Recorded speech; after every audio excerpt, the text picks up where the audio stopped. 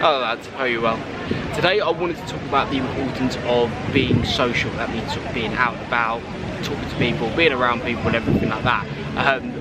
Not that you need a definition of what being social is, but it's something that not everyone really gets the hang of, and over the last few years I think we've seen why it's so important.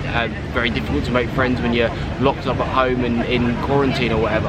I think that was a huge part of why people have struggled so much over the last 2 years. So look, I don't know if you can tell from the camera, but out and about in London today, and that was what sort of prompted me to make a video like this, because it's even living somewhere like this, which I don't live sort of directly in the middle of London, but I live reasonably central. It's sort of about 25 minutes, half an hour to get into Waterloo. Even living somewhere that central, sometimes I feel like there's not much to do and not much around, and that is just because you get very comfortable sort of sitting indoors, sitting at home alone, and just, yeah, not leaving your house basically.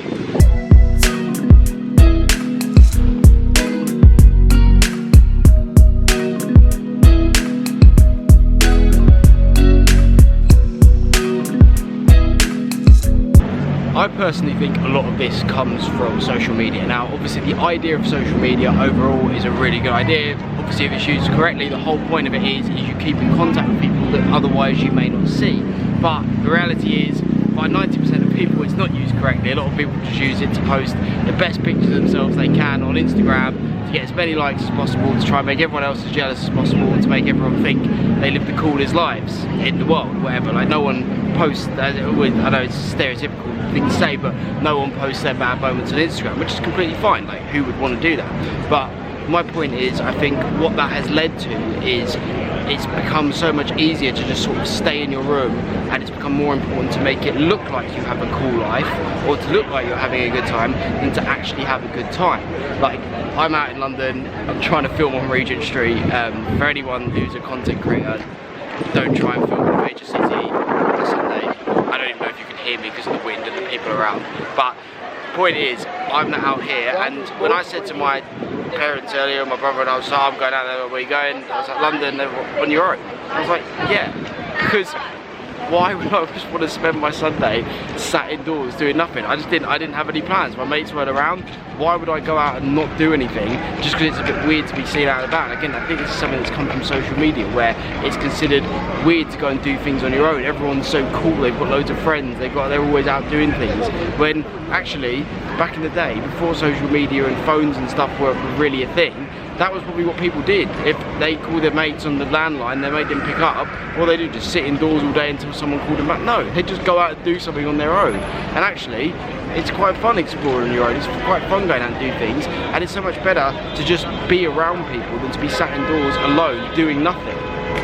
Leading on to that, on a slightly separate note, whenever sort of my YouTube channel comes up in conversation, like you guys know I don't tell loads of people about it, but my friends now know about it, a few people at uni know about it. The first comment I always get when it comes to my channel is people go, oh, I could never do that. I could never sit in front of a camera. Like, what if I could never film in public. What if people saw me filming, I got caught? Like, it's all about getting caught filming. Like, I'm sat in the middle of Regent Street, I've got loads of people literally staring at me right now. But the thing is, again, that's just something that's developed from people not really spending much time with each other. Like, the reality is, if you see someone out and about filming, one, do you actually really care? You might be like, oh, I wonder what they're filming. But if you did actually care, it would be a bit like, why? They're not really doing anything to you. Like, obviously they're doing something really stupid on camera, maybe that's different. But the reality is, like, people's natural instinct when they're out and about, if someone's staring at them when I'm filming and something like that, a lot of people are gonna think, oh, they're laughing at me. They're probably just thinking, I wonder what that guy's talking about, which, even if people watch the channel, I think a lot of people think that anyway.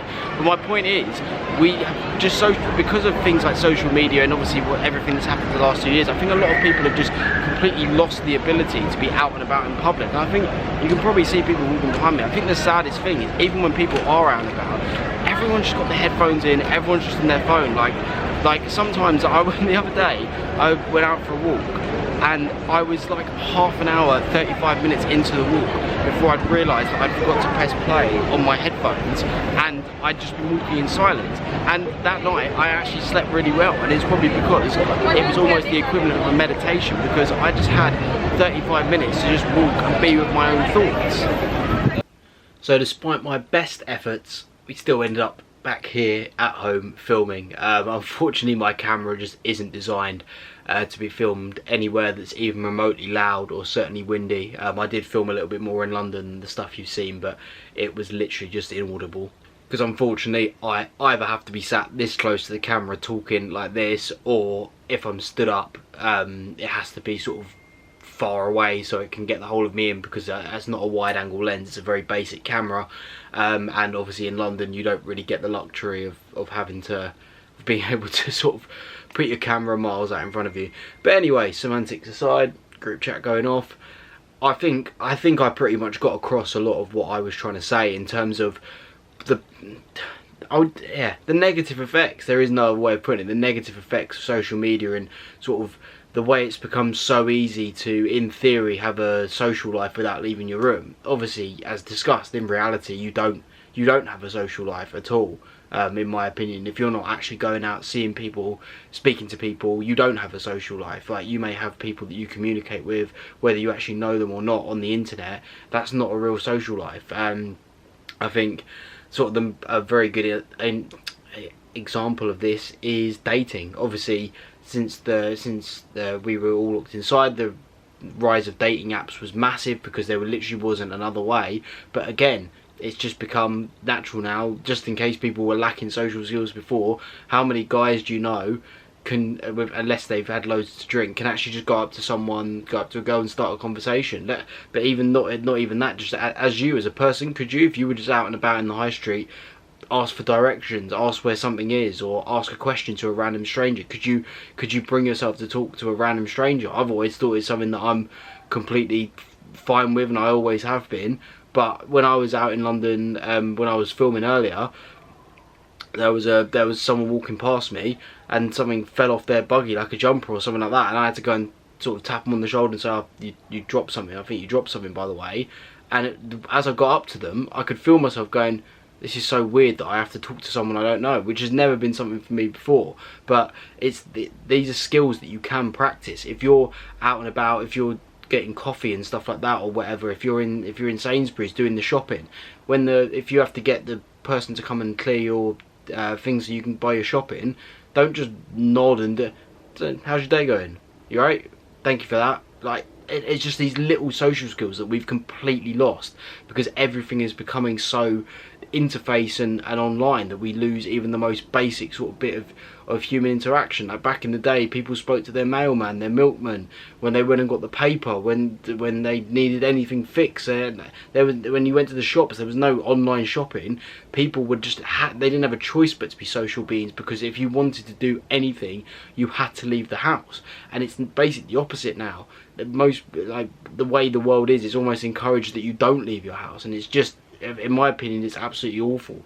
Things like online shopping and whatever, I will only use them if I really don't have any other choice. I will always go out to the shops if I can. Like, the idea of online food shopping, like, unless you live in the middle of nowhere, surely you have somewhere that's less than a 10-minute walk from your house. Would it really kill you to just take that half an hour to go to the shops and do your food shopping that way? Like, I get that people have different life situations and that we don't always have the time, but this video is sort of for young guys sort of my age, in their 20s. Like, realistically, if you are someone who spends your time just sat in your room playing Fortnite, watching Netflix and stuff like that, and just your idea of, oh, I'm dating, is just swiping on Tinder, and like, that's not going to do you any good, because you're going to have to meet, again, just as the dating's on, we're going to have to meet these people eventually face to face. So if you have absolutely no social skills, what's going to happen? And if you don't end up meeting them face to face and you're just looking for a pen pal, then what's the point? You might as well just not talk to anyone. And yeah, like I said, it's just these skills that have got completely lost over the years because you don't practice them. And being social is a skill. It's something that before the last 2 years, it was something we learned naturally because everyone had to go to school and you had to be social, basically. Whereas now, even some people's schools are completely online. My university was completely online the first year. And again, this is something that sort of brought up the topic of this video. Is I was chatting to someone the other day and they were like, oh, like, I'm so jealous that you're in uni, like, you just meeting new people every day and making loads of friendships. And I have been very lucky, but only because I've joined Rugby Society. Apart from that, I have met basically no one at my uni, because I've met the people on my course to a certain extent, but not really. Most of it's been online, and everything else that hasn't been in person. We haven't been like, I don't bump into people around campus because I'm not really on campus because I haven't needed to be. Obviously, hopefully, as of the next sort of month or so, the next academic year, that's going to be different. But my point is, again, these are skills that you do lose. Like any skill, use it or lose it, and that is why it's so important. If there's any sort of, I know it's called a call to action or whatever, if there's one bit of advice I give you, is if you don't already, leave your house every day. That's an absolute must.